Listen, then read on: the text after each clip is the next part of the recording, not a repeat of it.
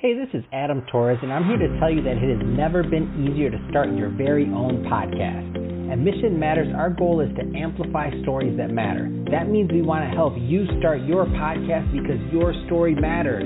We can do this in 3 different ways. 1, join our podcast school and take a free or paid course. 2, visit our resources page where we've already figured out what you need, such as where to host your podcast. Or 3, heck, we can even do everything for you through our podcast agency, including editing for cheaper than you can do in-house. Oh, and no contract, service is month to month. Get started by heading over to missionmatters.com and click on Start a Podcast. All right, now let's get into the show. Hey, I'd like to welcome you to another episode of the Mission Matters Innovation Podcast, your source for all things innovation. My name is Adam Torres. You can follow me on Instagram at AskAdamTorres to keep up with my book releases, book tour schedule, signings, all that other good stuff. Always love to connect with you there. And as always, if you'd like to apply to become a co-author of one of my upcoming books, just head on over to the website, missionmatters.com, and click on Become an Author to apply. All right, so I have Joe Ori on the line. He's co-founder and chief communications director over at Six Labs. Joe, welcome to the show. Hi, Adam. Thanks for having me. All right, Joe. So I'm excited to have you on the show today. So we're going to talk about some of the challenges that the cannabis industry needs to overcome, and I'm excited to get into that because you do have a unique vantage point with what you're doing over at Six Labs. But before we get into that, let's go a little bit further into Six Labs. So tell us a little bit more about the company, please. So Six Labs is a new company. We just launched in 2019. It was a collaborative effort by actually 6 guys, which that's where the name comes from. And it also stands for, it actually also stands for the Universal Sign of Measurement. So SI is the Universal Sign of Measurement, and then we added the X to make sense and the conformity with the 6 guys that started it. So tell us a little bit more about the function of Six Labs and some of the what your vision is for this. I know you said 2019, but I want to get a feel for where you want to take this company.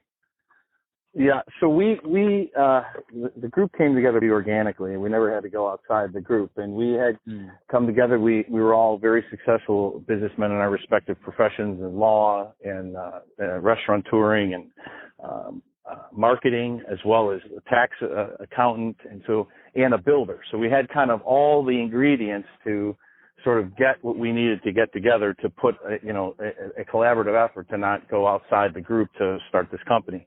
So we landed in Michigan for various reasons, and Michigan had a medical program for 2008. So when I tell people, the Michigan's got a new program, they're like, well, wait a minute, it's been around since 2008, but it was a very flawed system that led to extreme black market sales. And I mean, when I tell you, literally, there would be illegal dispensaries that would open and start selling black market cannabis where there was no license to do so. They'd have, hundreds of thousands of dollars of product that would get raided. The police would come in, shut them down, and they would stay shut down for a couple of days and reopen, and it became rampant. So Back in about 2000, it's crazy. So back in 2017, the state basically said we're going to rewrite the laws, and they opened up the doors to new companies, and we saw a huge opportunity because of the massive black market consumption in the state. And we basically said, we're going to come in and create the next generation cannabis for the next generation cannabis user. And so we toured the entire country for several months, begged and knocked on doors of every grow facility on the West Coast and toward the East. And we took copious notes, found all things that we saw everyone was doing wrong, found the things we liked about each one, and then we tried to do it one better. And so we truly created what I believe, and I would challenge anyone who wanted to, probably the most innovative and state-of-the-art cannabis grow facility, definitely in the state of Michigan, and I would argue in the United States. Wow, absolutely amazing. And what groundwork you did. I like it and I think one of the things that the cannabis industry has had in its infancy, now it's changing a bit, but because of guys like you and your team, is that it had this kind of cachet to where people thought, that the people that were attracted to it, like they weren't necessarily a serious business person type. And now that you see, like the process you just now went through, that's the same process of launching any business, like if it's done well. Yeah, absolutely. I mean, just in the quality of the people that work for us. You know, I mean, we went to a lot of the grow facilities in Colorado and California, not to knock them. I mean, there's a lot of innovative companies out there as well, but a lot of them still had the old guard of the growers that, you know, had been doing it illegally. And now what you're seeing is a market that's blossoming in both the type and quality of the individuals that come work for you who have, you know, multiple degrees in agriculture and PhDs in science. And we set out to bring those people into our company because we saw the future of cannabis, saying, you know, this is really boils down to, Adam, is we said someday, not so far in the distant future, it's going to be legal by the federal government. When that happens, the FDA is going to get involved. And we said, we have the opportunity here, because we're a new company and we were very well funded, to say we're going to create a facility that's truly laboratory environment, to where if the FDA comes in eventually and says, okay, you pass, you don't, if we don't pass, no one's passing. That's basically what we said. If we don't pass, then no one's passing. So that's, you know, because we don't really know what they're going to want, right? I mean, we don't know what the FDA is going to require. So we said, our facility is so organic and so, you know, there's not a single bacteria. We have a HVAC system that's antiviral, and, you know, we did this, you know, before we even, you know, had a pandemic. So a lot of the things that we thought of ahead of time, we made special space in our facility that we're not monetizing right now, but we know in the future we will monetize by doing research and laboratory testing of our own. So we kind of said, you know, we need to do this. We're going to do it right. You know, we're an early sort of late adapter, so we're not the first cannabis company in the United States, but we absolutely aim to be the best and create a new generation of cannabis. Oh, that's amazing. And so I think it's a good transition. So you've given us some of your backstory and the vision. Let's give a little maybe education piece to the challenges that cannabis industry needs to overcome to kind of get to that next level, because you do have a really unique vantage point, having seen, you know, all these other operations. So where do you want to start with that one? Well, I mean, first we get start right in our own state. So obviously I told you the background about, you know, the black market, but then what happens is, you know, these legalized cannabis companies come in here, and there was a caregiver program and then some companies that came online. And if I tell you, you know, over the last couple of years, at one point, 75% of the cannabis that was legal in the state of Michigan was not passing testing. And not passing testing can be for various reasons. And, you know, there could be dangerous levels of yeast, mold, salmonella, and then actually pure toxins like arsenic and lead and mercury. And that's unfortunately what the black market user, you know, has been doing for generations, and probably thinks it's still okay, but it's actually not, because what we found is that even when some of the companies who are legal and can control the environment are testing out, they're testing positive way beyond acceptable levels of these infiltrates. So we basically said, we're going to try to create, you know, a purely clean cannabis, to where not only do we pass the test in the state of Michigan, but we get to a point where they're non-detectable. And we said, you know, we looked at it like this. We said, if you walk into Whole Foods, you know, and that's who we believe is the next generation cannabis consumer, the people who are shopping Whole Foods, who care about what's on labels.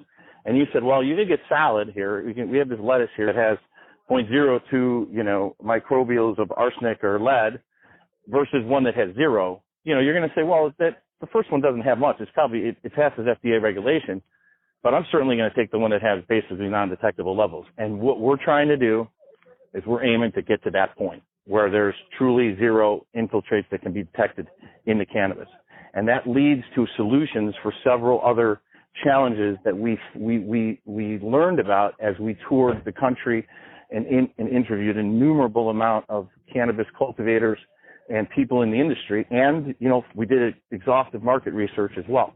So, you know, the first thing is confusion and intimidation at the purchasing point.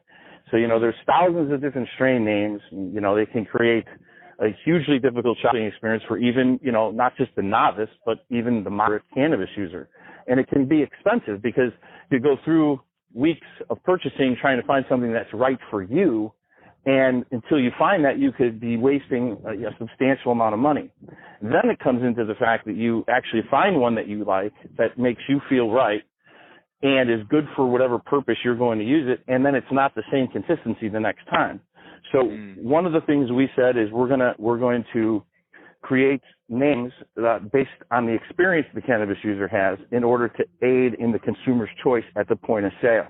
And we're going to be rolling out our consumer product line very soon. Right now, we're only selling, our wholesale products because we wanted to, before we roll out our consumer brand, we wanted to perfect everything. So we were going to do that early, but we're actually saying, you know what, let's wait. We don't need to do that right now. So I don't even want to give you the name of it yet, but we're going to be rolling that out very soon.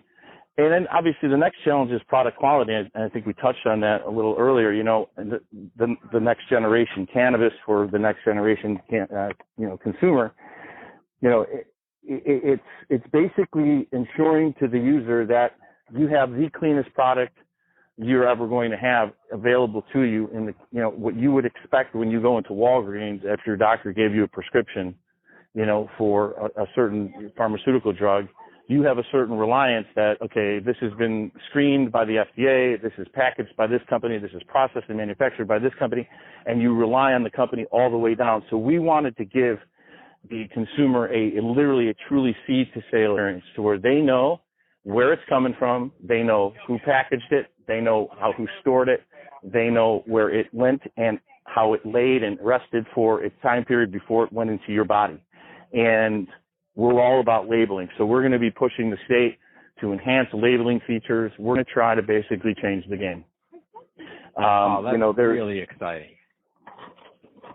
Thank you. I appreciate it. So, there's a lot we could go into. I mean, obviously, these things all bleed into one another, Adam. So, when you talk about confusion and intimidation with the product, as far as what the name is, and then product quality, then you get into lack of consistency. And, that also is, something that can be controlled with extraordinary due diligence at the seed level. And that's what we're trying to do. Different cultivators and processors make it difficult for consumers to replicate an experience. So our product line is going to be designed to deliver a very specific and consistent effect. The other challenge we kind of, discussed already is toxicity. We founded the company, as I said, most of the product in Michigan was testing positive for pesticides, heavy metals, and other toxins. So we basically said, we're going to create better products and a standardized testing protocol to eliminate this problem and, provide the consumers with healthier options and make it a lifestyle brand almost, if you will. And then the most important one we see is transparency. Confusion, the amount of strains that are out there, it bleeds into this type of problem where, there's no transparency. Because it's not federally legal, I'm not blaming all this, that I'm saying on cannabis companies. For sure. It's a strange environment because you have this multiple strains being created by different cultivators all throughout the country. And since it's not federally legal, there's no real brand that you can put out there and say, okay, this becomes the national brand. You guys can rely on us. Like if you go to McDonald's in Michigan versus a McDonald's in Idaho, you would expect relatively the same consistency, right? In fact, some people would expect extraordinary consistency. We're not there yet with cannabis. So, we are basically in this period where the industry is blooming. And one thing that's not talked about enough is how what the level of innovation is. I mean, from the years of just the past few years of going to the cannabis conventions, the level of technology and advancement is incredible. Everyone talks about, the flower and, whether this state went legal, whether that state's recreational, what their program looks like, how difficult is it to get a license. But what no one is really paying attention to, and they should be, is the tech boom that is coming with this industry, And so we basically built our facility to be able to modulate. We can, as new advancements come, we have the ability to transition and implement them into our facility. We're obviously looking at other options. We've applied in Illinois, a very difficult market to get into, but they have a craft grow period, license application period, which we applied for. And I'll add that we're basically trying to be a craft grower with a large facility. And we believe that can be attained. And, so far, to be honest with you, we got our first harvest tested and our levels were so low, and this was just in our first run. We were expecting, probably have some issues, not pass for one reason or other. Not only did all of our cannabis pass in our first harvest, but the toxicity levels were 1/10 in most cases of the state mandated minimum limits. So we already are on the right path. Wow. We're super optimistic about it. So, well, congrats on that, first of all, that first run. Like, that's amazing. Like, that just shows, like, the kind of the work you put in on the front end, and now to feel that, like, you were expecting some things to happen that did. Congrats. Yeah, we're really excited about it because, you don't really know. Yeah, you really don't know what's going on until the state tests it, right? And when you come back and they say, well, here's all your numbers and everything passed, but then you really look at the detail and you see that, passing test is 0.4 and you're at 0.01. You know what I'm saying? So that's when you're really saying to yourself, okay, guys, what we set out to do is, we're doing it right. And like I said, we're going to,